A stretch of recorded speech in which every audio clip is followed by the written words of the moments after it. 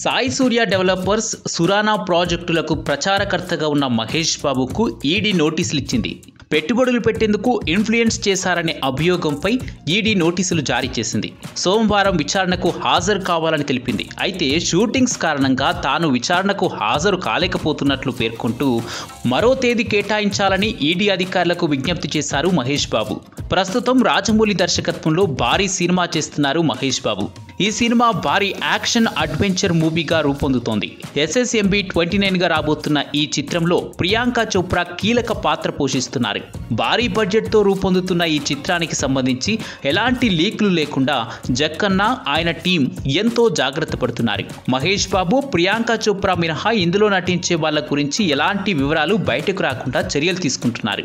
దర్శకధీరుడు రాజమౌళితో తాను చేస్తున్న SSMB 29 మూవీతో సితారా సినీ ఎంట్రీ జరగాలనే కోణంలో ఆలోచిస్తున్నారట మహేష్ బాబు.